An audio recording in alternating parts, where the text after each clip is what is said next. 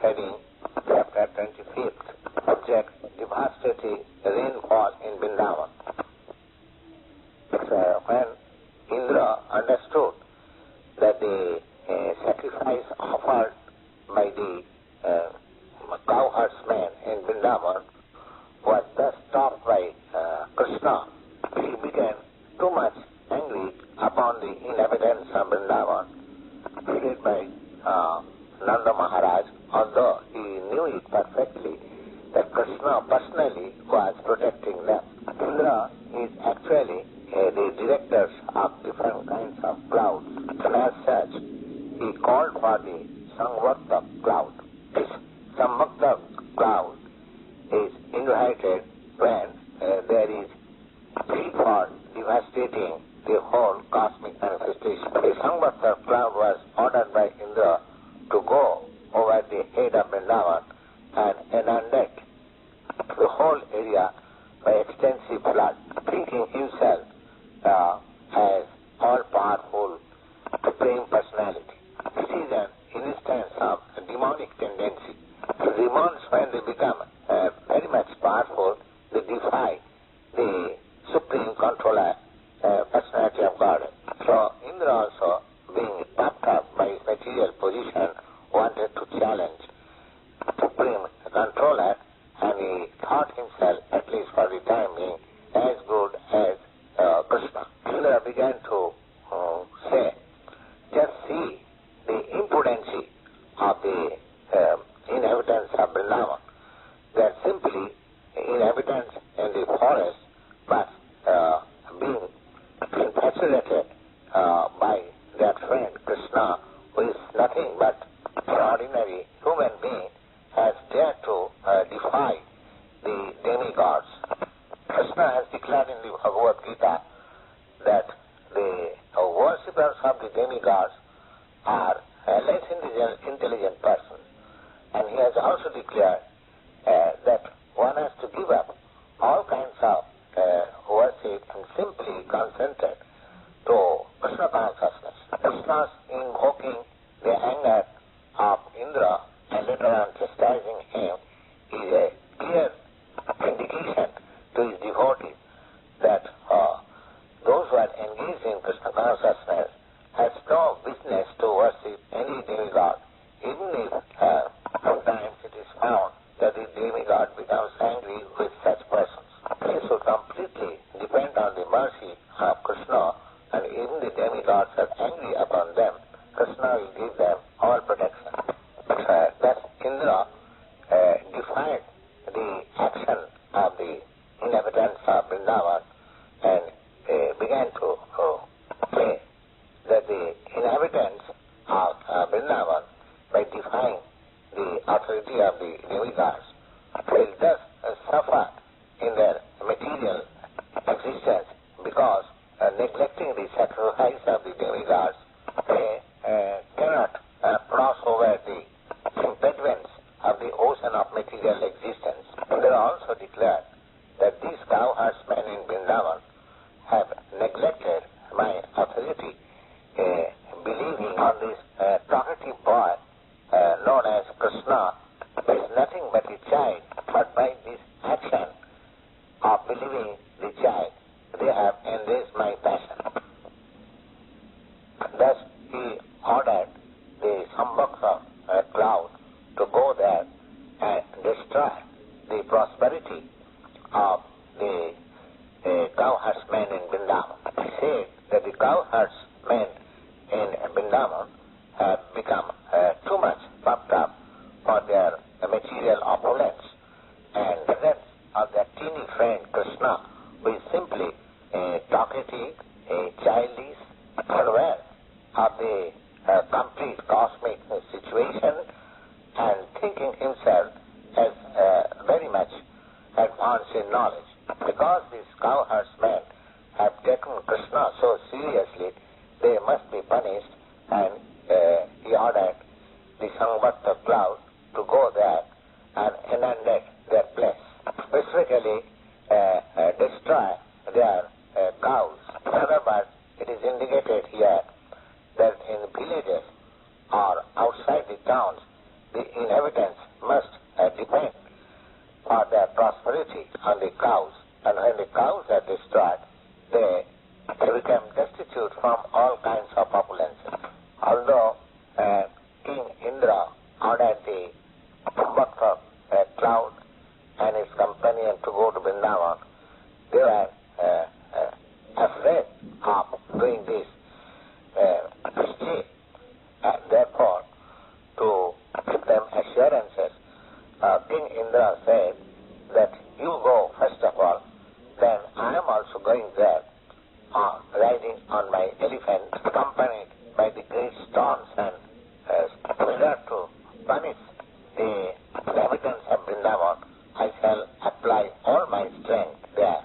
Where, thus being ordered by King Indra, all the dangerous clouds appeared on the head of Vrindavana, and they began to pour in water incessantly for all strength and power.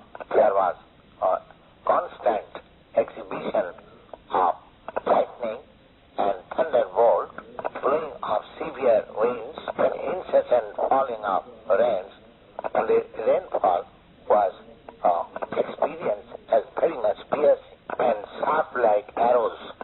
In this way, when the clouds were pouring water as thick as pillars incessantly, gradually all the lands in Vrindavana became filled up with water, and there was no distinction to find out which line was higher and which line was lower, specifically creating a situation very much dangerous to the animals. The rainfall being accompanied by great wind, every living creature in Vrindavana, namely all the animals, all the cowherdsmen, all the gopis, began to tremble on account of severe cold, and without finding any other source of deliverance, all of them approached Govinda, Lord Kṛṣṇa, for taking shelter at his lotus feet.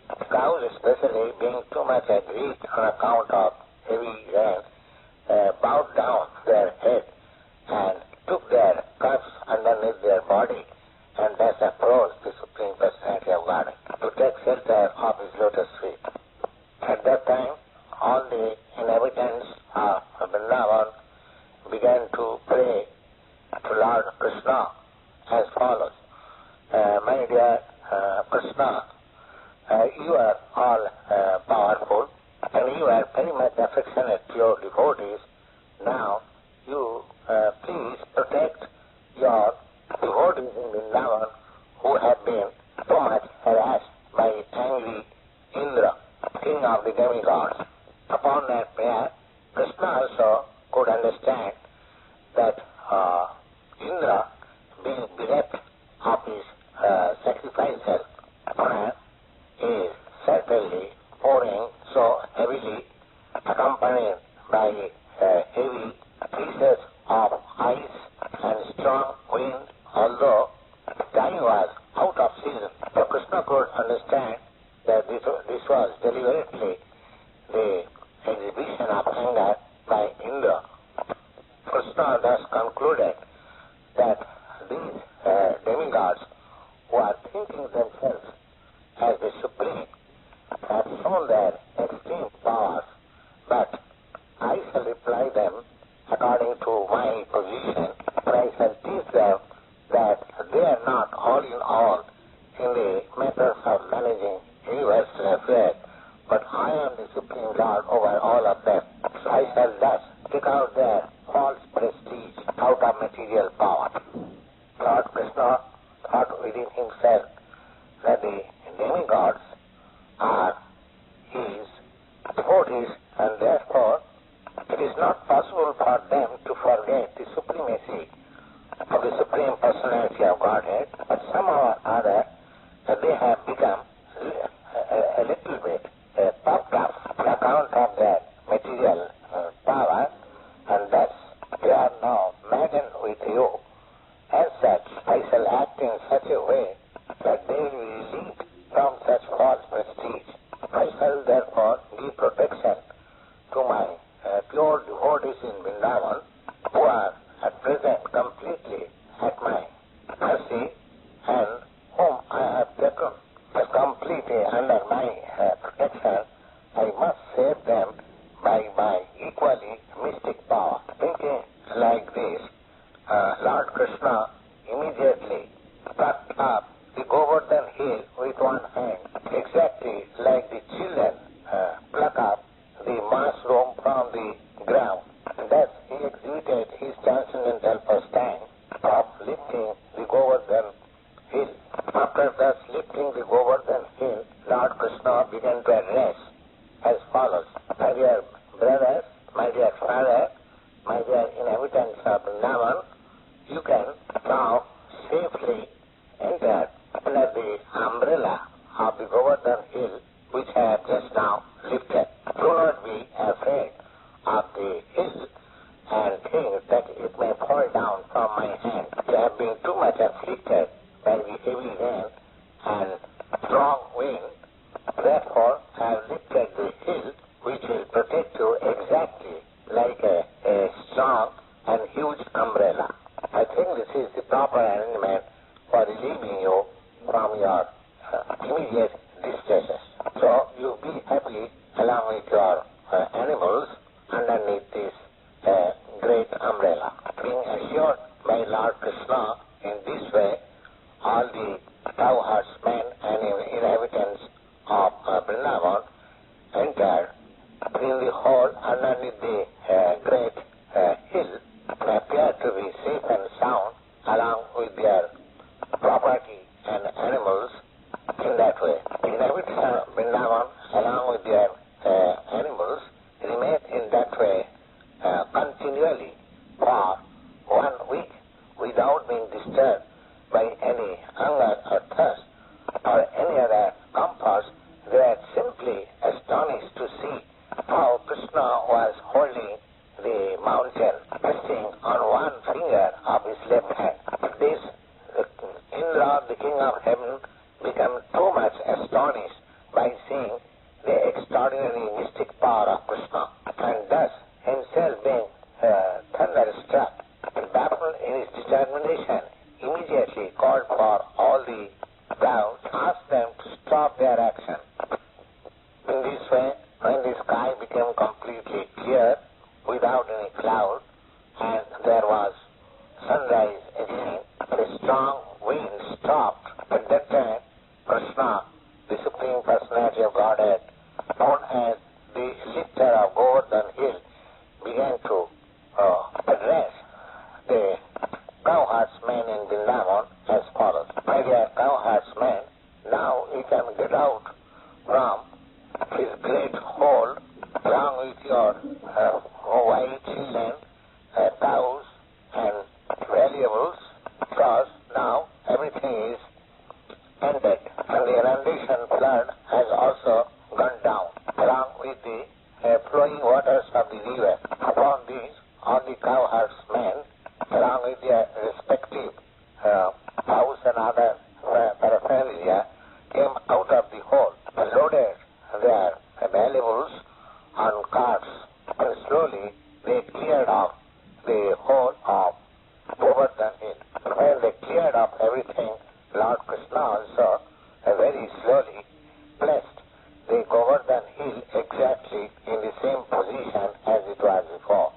When everything was done, all the inhabitants of Vṛndāvana approached Krishna with their feelings of love and began to embrace him with great ecstasy. And the devotees, being naturally very much affectionate to Krishna, began to offer him God mixed up with their tears of the eyes and began to pour incessant blessings upon him. Specifically, Maharaj Jashoda, Maharaj Rahini, Maharaj Nanda Mahārāja, who is the strongest of all the strong, began to embrace Krishna one after another, and out of their feeling affection began to bless him over and over again. In his space also different demigods from different different planetary system as Siddha Loka, Gandharva Loka, Charan Loka, he also began to show their complete satisfaction and began to pour on the surface of the world the showers of flowers. They also sounded their different concerts, beating of drums, being induced by godly feelings, and the diligence of Gandharva Loka began to play on their tanbura, please the Lord. After this incident, the Supreme Personality of Godhead, being surrounded by his dear friends and the animals that his village Vṛndāvana and the gopis, as usual, began to chant the glorious pastimes of Lord Krishna, very feeling as if they were chanting from the heart. Thus ends the Bhaktivedanta purport of the 25th chapter in the matter of devastation of Vṛndāvana. He is now